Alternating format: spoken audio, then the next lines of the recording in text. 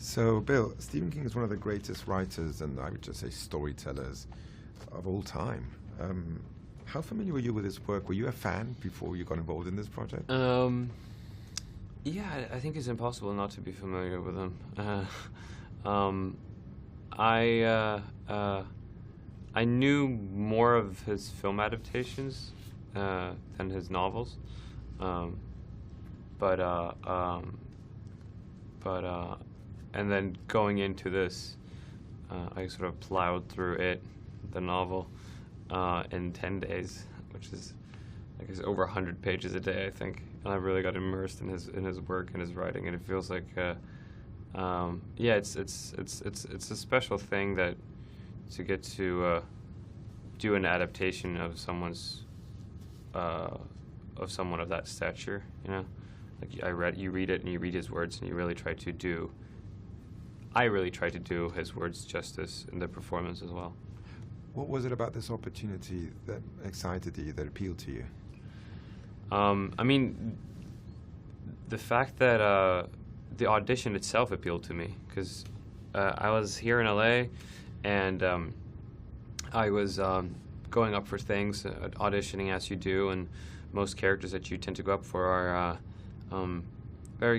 they're similar to who you are, you know, especially characters around my age. They're not very sort of character-y, transformational characters that you get to do. It's very close to who you are and how you sound and how you look. So the audition itself was just like, and there's no notes really. It's just like, do Pennywise, and here's the scene, and you get to do whatever you want to do. So I just jumped on the opportunity to just like, I want to transform my look and my sound and my voice and my movement and everything. And I worked really hard for the tape alone. So I was really excited about this from the very, very start. And then once I actually, eventually booked the job, it became terrifying and surreal. But again, just so much fun to be able to do a character that's that different than who you are. I loved it. Speaking of the character, who is Pennywise in your eyes, and what is it that you think drives him and makes him so horrific? Yeah, Pennywise is there's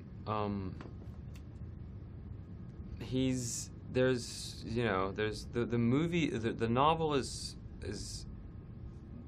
quite surreal and sort of almost existential in like what it means to even be. And I think there's moments in the novel where Stephen King is hinting on the fact that Pennywise, or it, the entity of it, really relies on the fact that kids can imagine it. So it's almost, there's an idea that he doesn't really exist unless kids believe that he does. So there's this other kind of trans-dimensional realm of where he belongs, and it's sort of between actually existing and something in just kids' imagination. And there's moments in the novel where King writes through the narrative of it, and you have a very kind of simple mind in the way he speaks, very like almost childlike. So for me, Pennywise is very kind of primal and animalistic in his brain functioning, and almost childlike. So he's very clear what he likes, what he doesn't like, and how he functions. And then obviously what he feeds off of is fear. So he would take a shape of whatever fears you the most in order to believe in the fear, which I think is the most important thing, is that you believe the fear to be real, and then you fear it, and then he feeds off of it, and that is sort of what sustains him. And what did you do as an actor, both on a physical and an emotional level, to get into a character like this who feeds on fear, who hates children? Yeah, there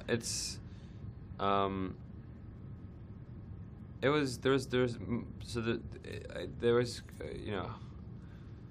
there's a couple of notes I really wanted to hit with the character, and that's one thing is that he's enjoying what he does. There's something so sinister and evil about enjoying the fact that you're eating kids, but also he enjoys playing with his food. So he's playing, and he's mocking, and he's hating, and to an extent, and all those concepts to me was very horrific. And I think the point of the character is to be sort of as horrific and disturbing as it possibly could be. And for me to portray it, it was, I had to make that, for whatever scene that we were doing, very true for me as well. Which is, it's you really need to kind of bring up that energy and find the emotional truth even in such horrific scenes. And how is it to work with the kids? I mean, they're really talented. Kids are unbelievable. I loved working with them, and they're all real actors. They're very super professional, super smart, and also just to give credit to Andy for directing them. He just encouraged them so much and encouraged their ideas and their voice. So they felt very safe on set, and they'd been shooting for a month and a half before I started working with them, really. And that was the thing that struck me was how comfortable and safe the kids felt. They felt like they really felt, that they contributed and that they belonged there. And I think that a lot of that was thanks to Andy. And then the maturity and the talent of the kids. I think that's how you should approach anyone, for that matter. But listen to them, take them seriously, and encourage them to say what they think and do whatever they feel is right. We had an incredible talent in all of the kids, that they could come up with amazing ideas, and they were just intuitively good at what they were doing. So it made it a lot easier for everybody involved. How much did you enjoy working with Andy, and what do you think he brought to the table as a director? Andy, I mean, I wouldn't have been able to. Or first of all, I don't think I would have been cast without Andy, but I certainly wouldn't have been able to.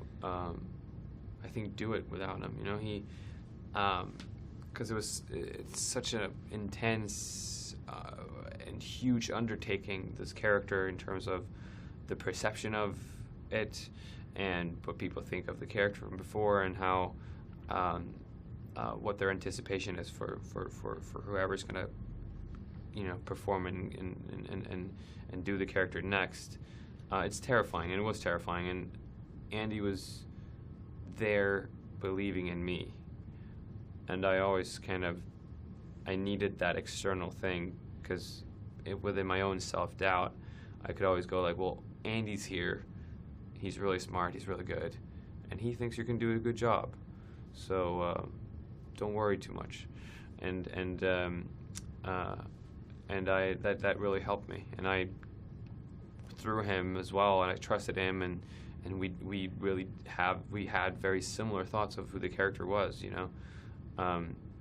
even like I remember the first time after the auditioning process, and then this was actually before I think I booked the job, but I was in Toronto for a screen test, and I had dinner with Andy, and we sat down and we talked, and I just said all the ideas that I had for what the character could be, and he told me his, and we were like, oh, we really do think alike here. We've sort of found someone, we found, we rarely ever, I don't think we ever argued or had a dispute about anything. It was very clear what we thought the character should be. And I think it's a rarity when it comes to acting, that you find someone that you can collaborate that well with.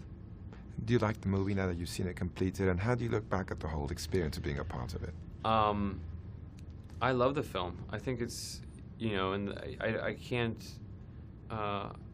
that's not always true, or it's not always a fact when you do press for a film that there's a film that you're proud of or that you like, but you still have to kind of say that you do, or you can't definitely say that the movie that you did was not good. But in this case, I really do support the film. I think the movie really succeeds where the novel succeeded, in capturing this essence of what it is being a kid and what it means to be afraid and to be sort of alone as a kid and feeling that adults and the whole world is against you and all that you have is your friends and your true friends. I think that is sort of the core essence in the movie, which I think also is such a huge, big part of the novel. And that was kind of what amazed me most when watching the film, is how in essence true it is to the original book, I felt. And I'm proud of it. I'm proud of Andy. I'm proud of everybody involved in making this film. And I hope and I do think that people would like it.